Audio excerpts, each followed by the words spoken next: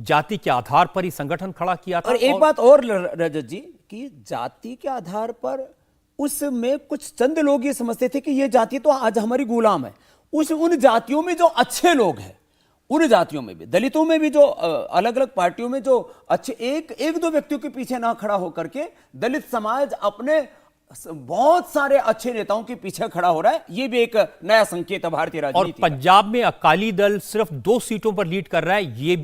ये तो उसी बात का धर्म का और जाति का सहारा लेकर पार्टी खड़ी करना और प्रशासनिक तौर पर पूरी तरह फेल हो जाना, ये उसका एक इंडिकेशन है। और चन्नी दोनों सीटों पर पीछे चल रहे हैं और सिद्धू अपनी सीट पर आगे हुए हैं। ये बड़ा उलटफेर है पंजाब की राजनीति में। रजत जी, एक बार चुनावी मैदान में लेकर के चलते हैं हमारे दर्शकों को और पूरा रीकैप अभी तक का जो भी आपको दिखाई दे रहा है उत्तर प्रदेश से लेकर बाकी तमाम राज्यों का आपको मिलेगा इंडिया टीवी के चुनावी मैदान से। जी सौरभ, अब बीजेपी 260 सीटों पर आगे है और समाजवादी पार्टी 101 सीटों पर। सबसे बड़ा सवाल यह है कि आखिर ये 254 सीटें आ कहां से रही हैं जहां बीजेपी आगे है। तो सबसे बड़ा सरप्राइज अगर हम कहें तो पश्चिमी उत्तर प्रदेश ने दिया है, जहां सभी जानकार मान रहे थे कि बीजेपी का विरोध है, लेकिन वहां अगर आप आंकड़ा देखेंगे तो 70 से 1 सीट कम वहां आगे है। यहां गोनिका के पास चलते हैं। गोनिका, पश्चिमी उत्तर प्रदेश, वो इलाका जहां कानून व्यवस्था, योगी आदित्यनाथ का गर्मी ठंडा कर देने का बयान, महिलाओं से आपकी बात हुई, क्या जमीन पर कानून व्यवस्था इतना बड़ा मुद्दा था कि सारी किसान नाराजगी हवा नजर आ रही है? देखिए, बिल्कुल कानून व्यवस्था बहुत बड़ा मुद्दा, क्योंकि पश्चिमी यूपी के ऐसा राज्य है, पश्चिमी यूपी के ऐसा हिस्सा है जहां पर सबसे ज्यादा दंगे हुए हैं, जहां पर सांप्रदायिक दंगे सबसे ज्यादा होते हैं और इसीलिए कानून व्यवस्था वहां पर सबसे बड़ा मुद्दा थी।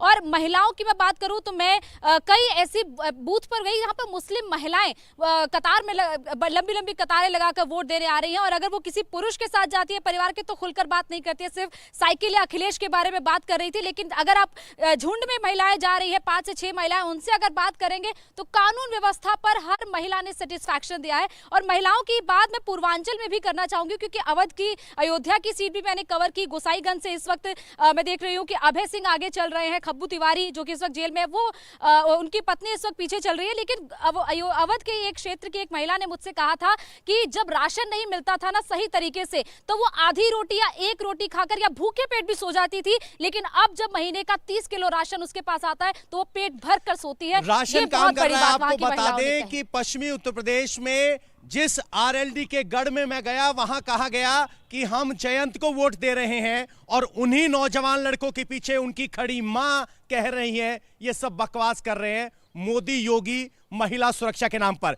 पूर्वांचल की जरा बात कर लेते हैं। पूर्वांचल में भी बहुत बड़ी गुत्थी थी। खुद योगी आदित्यनाथ गोरखपुर से हैं। गोरखपुर में भी अनुमान ये लगाया जा रहा था कि 3-4 सीटों पर नाराजगी है, लेकिन आंकड़े जो दिखाई दे रहे पूर्वांचल के 76 सीटों पर बीजेपी आगे है।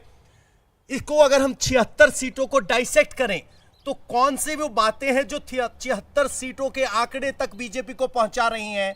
यहां तो अखिलेश का गुलदस्ता भी था।